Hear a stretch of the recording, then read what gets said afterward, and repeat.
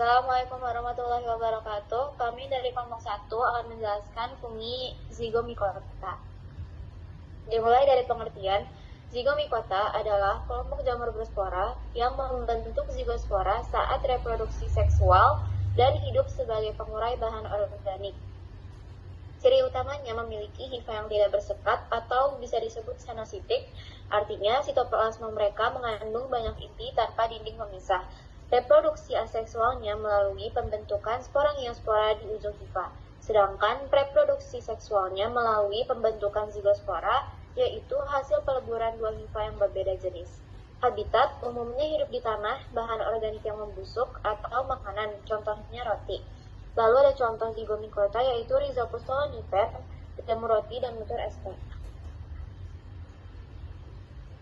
Yang ketiga ada saprofit atau parasit. Sebagai besar, zygomicota hidup sebagai saprofit atau pengurai pada sisa-sisa organisme mati, tetapi ada juga beberapa spesies yang bersifat parasit.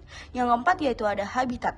Umumnya hidup di darat, tanah, atau pada sisa-sisa organisme mati. Selanjutnya ada reproduksi seksual. Reproduksi seksual zygomicota adalah proses pembentukan zigospora atau spora berdinding tebal yang terjadi akibat penyatuan dua hifa yang kompatibel secara seksual. Zigospora ini nantinya akan tumbuh menjadi individu baru ketika kondisi lingkungan kembali mendukung. Selanjutnya ada reproduksi aseksual. Reproduksi aseksual pada zygomicota atau jamur zigot terjadi tanpa peleburan gamet dan umumnya berlangsung lebih cepat daripada reproduksi seksual. Tahapan reproduksi aseksual yaitu 1. Pembentukan sporangium hifa zygomicota. Yang kedua, pembentukan spora aseksual sporangiospora di dalam sporangium. 3. Pelepasan spora jika sporangium sudah matang. 4. Pertumbuhan jamur baru bila spora jatuh pada tempat yang cocok atau lembab dan kaya nutrisi.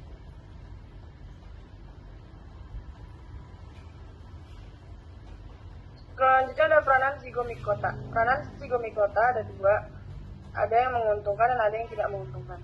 Yang pertama ada yang menguntungkan yaitu produksi makanan, Rhizopus oligosporus, tempe, Rhizopus oreaceae, sake, dan susu kedelai. Yang kedua ada deskompresor pengurai, Musor, Musaido, dan jenis lain menguraikan sisa tumbuhan atau hewan. Yang ketiga ada produksi senyawa kimia, Rhizopus nigricans menghasilkan asam fumarat. Lalu yang tidak menguntungkan, yang pertama ada perusak pangan. Yang kedua menyebabkan kebusukan pada makanan.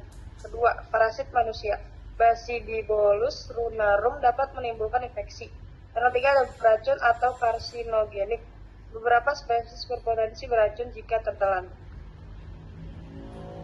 Contoh zygomicota yang menguntungkan ada Rhizopus oligosporus untuk fermentasi tempe, sedangkan yang tidak menguntungkan ada Rhizopus soloniferus. Jadi kesimpulannya adalah zygomicota adalah divisi jamur yang dicirikan oleh hifa tidak bersekat, senositik, dan reproduksi seksual yang menghasilkan zigospora berdinding tebal. Sekian dari kelompok kami. Maaf bila ada salah kata dan kekurangan. Wassalamualaikum warahmatullahi wabarakatuh.